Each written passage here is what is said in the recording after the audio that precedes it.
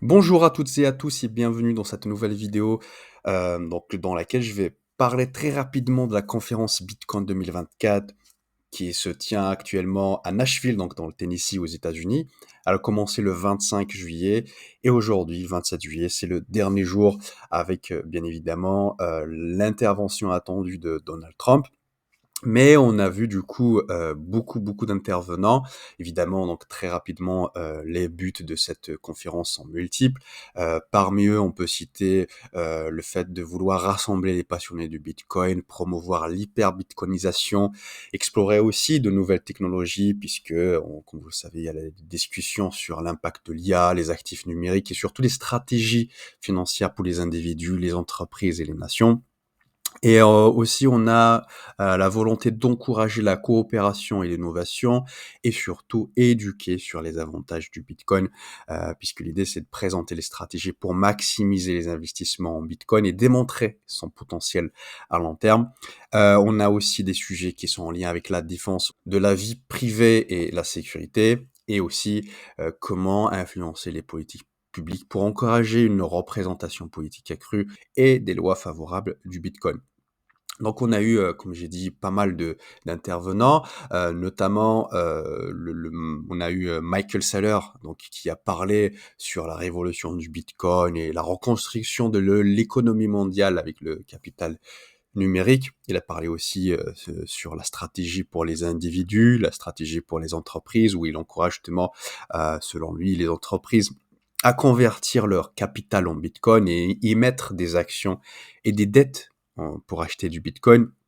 Il a parlé aussi des stratégies pour les institutions et les nations. On a aussi, des intervenants, du bord politique, donc notamment Robert, Kennedy Jr., qui a annoncé son intention de signer des ordres exécutifs, pour transférer des bitcoins détenus par le gouvernement américain au trésor des États-Unis et d'acheter quotidiennement, écoutez bien, 550 bitcoins jusqu'à atteindre une réserve de 4 millions de bitcoins.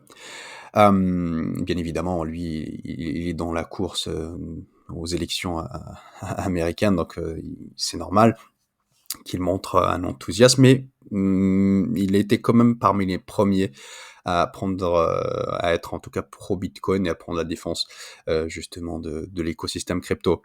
Hem Et puis on a eu, par exemple, l'intervention, de l'équipe de Ledger, qui a souligné l'importance de la sécurité des transactions Bitcoin et bien sûr a mis en garde contre des risques de la transparence des transactions sur la blockchain.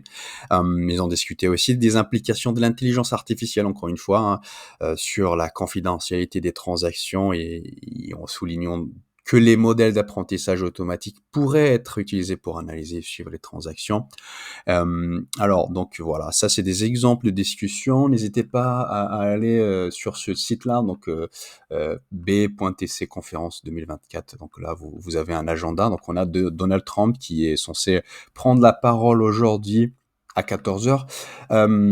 Et si vous voulez plus de détails, donc il y a cette chaîne YouTube, donc Bitcoin Magazine qui, diffuse toutes les interventions. Il y a même, je pense, un live, si vous voulez suivre en parallèle ce qui se passe, durant cette conférence-là, mais vous avez aussi, des extraits où toutes les interventions, notamment on a, vous voyez ici Michael Saylor, il y a aussi Edward Snowden qui a pris la parole. Bon, tous les intervenants, si ça vous intéresse, vous pouvez les trouver ici. Voilà, je voulais partager avec vous, cette actualité-là, donc la conférence du Bitcoin qui est, un événement très important puisque en tant qu'investisseurs, nous, ce qui nous intéresse, c'est les impacts ou toutes les décisions ou toutes les tendances qui vont émaner de cette conférence, notamment en lien avec, les différents, tendances technologiques et innovations, l'impact aussi sur la réglementation, la conformité, avec l'intervention notamment des différents personnages politiques. Forcément, c'est quelque chose qui va pousser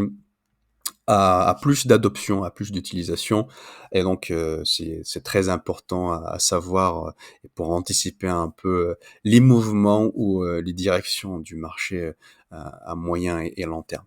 Merci de votre attention et je vous dis à bientôt.